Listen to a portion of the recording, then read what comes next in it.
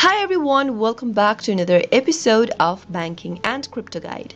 In today's video, I'm going to guide you through how to download Bitmart application for your PC.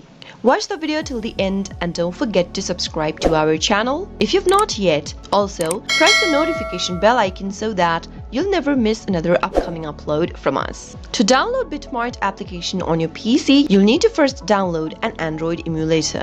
If you don't have one, go to the URL box and type in www.bluestacks.com and press enter on your keyboard. You can also download any other Android emulator on your PC, but since I have downloaded BlueStacks, I'm going to show you how to download BlueStacks first. Now, once you do that, you'll end up in the official website of BlueStacks, which looks like this. Go ahead and click on the download button, or you can also see all of the version by clicking on this little link and download the version that you'd like to use for your PC.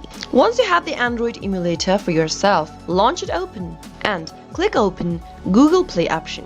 Now wait until your BlueStacks app player launches. Now soon after you do that, you'll be able to open up your Google Play.